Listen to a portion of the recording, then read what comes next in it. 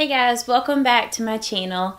And if you're new and this is the first time that you're viewing one of my videos, please don't forget to subscribe to my channel to stay up to date on my newest videos.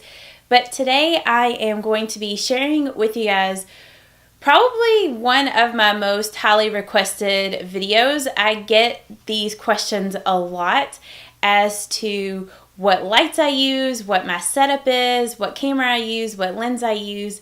So I decided to film a video today showing you guys my lighting setup and what camera and lens I use. So if you would like to see what I use, just keep on watching the video. And I'm sorry if my video quality isn't the best for this, but I'm using my old camera that I used to film with because I want to show you the camera that I do film with. I guess first I'll just kind of show you guys the lights that I use. I do have a Diva ring light. Let me get over this way. I may have to turn it down so it's not so bright for the video. As you can see there, it's the SuperNova, and this is also the Diva ring light that has a dimmer on it, which is this switch right here. So it allows you to turn up the brightness of the light to how bright you want it, or dim it down to how dim you want the light. And I do recommend that if you are going to purchase a Diva ring light, get the dimmer. And then the stand that I have my Diva ring light on, it is, I want to say it's like a Cowboy something or other. Let me see. Yeah, it's called Cowboy Studio. And they sell like different light stands and things like that. So yeah, I would recommend getting a stand like that for the Diva ring light because it does not come with one. And then here on the back, you can see with the Diva ring light, it has like an on and off switch. So you can just turn it on and off. But any of these things that I'm showing you guys today that I use, if I can find links to them online, I will definitely link them for you guys. So yeah, just check down in the description box if you're curious about certain things. So yeah, that is one of the main lights that I use. The second main light or lights that I use is this right here. It's a lamp that I purchased from Target several years ago, and it just has 3 bulbs there. Now the bulbs that I have in this are daylight bulbs, and I'm not sure exactly what all that jargon means on there, but yeah, it was just the daylight bulbs, and I got these at Lowe's actually. So yeah, that is what I use, and I use 3 of those bulbs in this Target lamp. Okay, and then the other light that I use is this one up here on my wall. I know it's like in a really awkward spot to have a light like this in a room. My dad put this light here. I don't know why he put it like this, but it's just one light bulb up there like these other ones, except for it's like a little smaller, but it's still a daylight bulb. You can see all my towels and stuff right there. I'm sorry, my room probably looks like a disaster.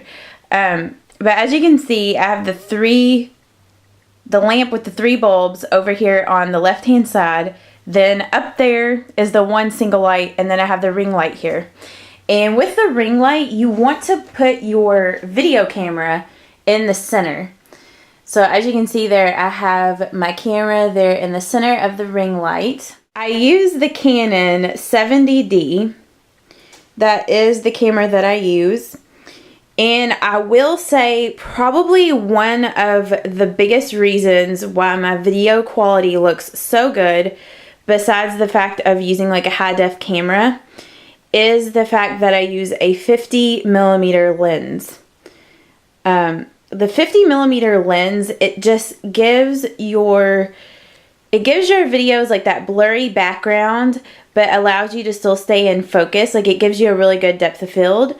So yeah, it also allows the most light in the camera. So if you're filming in a real low lighting situation, this is a great lens to use. The only downfall about using a 50mm lens is the fact that it's in a fixed position. Like you can't zoom in or out with the lens. So a lot of times in my videos, if I do zoom in, I'm usually cropping the video closer in iMovie. but I find that since this does film in such high quality that it doesn't really compromise the quality of the video by cropping. So that is one good thing. And then with this camera, it also has like the viewfinder, which you can turn like this way so you can see what's going on. And another reason why I decided to get the 70D from Canon is the fact that it has continuous autofocus whenever you're filming. I know that the 60D, which is like the step down from this one, does not have continuous autofocusing. So yeah, that's one of the big reasons why I decided to go with the 70D, and I highly recommend this camera. It's definitely worth every penny. So yeah, enough ramblings about that.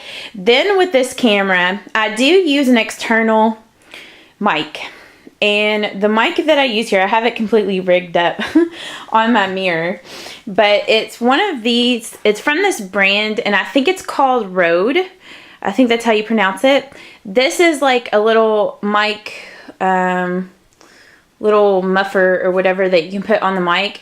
But I find that it muffs out the sound too much, and it's just better if I don't put that on the mic. So I just take that off and just use that, you know, bare. This mic is actually made to go on the hot shoe up here on the camera. Like, it's made to go right up here. But I find that when it is this far away from me, the sound does not pick up well whatsoever on this. This mic has to be really close to me to pick up sound. And even when I have it like this, I have to turn my sound all the way up in iMovie. So I honestly don't know if I would recommend this mic to people. I know that Rode, they have a lot of different mics.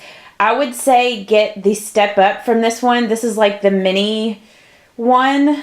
I can't remember the exact name. I'll put it down in the description box. But I would say get the step up from this one because it's more heavy duty and it picks up sound a lot further away. It is more expensive than this one, but I mean, this one does the job, but I don't know that I would recommend this one. And then I got this cord, this audio cord that was quite a bit longer than the one that came with it. So I can hook it into my camera right here in the audio part of the camera. And the reason why I use an external mic like this is because on this camera, since it does have continuous autofocus, if you just use the built-in mic on the camera, it can pick up the lens like changing focus, and you can hear it making noises like as the lens like is adjusting. So yeah, that's why you need an external mic if you do get this camera. You just usually see this background whenever I'm filming. But I get a lot of questions as to where I got these lights right here. And I keep these up year round, even though they're snowflake lights, because I feel like in my video you can't really tell that they're snowflakes. They just look like little dots, or they look like flowers. But I got these lights, like as you can see, they just all string together and then just come down. I got these lights at IKEA a couple of winters ago. So if I can find these on IKEA, I will definitely link them down in the description box for you guys, because I get so many questions on those. And then with this lamp here, I also got this little lamp at IKEA as well. The flowers and the little like vase, I got that at Hobby Lobby a long time ago. But Hobby Lobby has things like that all the time if you have a local one, or just like any craft store, you can buy fake flowers like that. The only other thing that I forgot to mention is my tripod that I use for my camera. And I've had this tripod forever and a day. I've probably had it for 2 years, and I'm trying to figure out where the name is on this thing. Here's the name, but it's a Dynex, I think is how you pronounce it. And I will say that this tripod is absolute crap. I do not recommend this tripod whatsoever. I have to have it rigged up because, as you can see here, like this leg is completely like messed up. I don't know if my camera's focusing on it, but the little things that are right here that close to keep the legs from like sliding in, that one broke and it's down there. So I have to always rig this up by putting it against my dresser so it will stay up. And I need to buy a new tripod like desperately. I just always rig that one. So if any of you guys out there know of a really good tripod, please let me know down in the comments. So I hope that you did enjoy this video. I hope that you found it helpful. Like I said in the video, I will list everything down in the description box if I can find it that I use for my setup and camera and all that stuff. So if you're curious, just expand the description box and I will have that there. If you have maybe some other questions that I didn't answer in the video, leave them down in the comments. And I just said that so strange, and I will get back to you. But I hope that you did enjoy this, and if you did, don't forget to give it a thumbs up, and I hope that you guys have an amazing day. Bye-bye, guys. Mwah.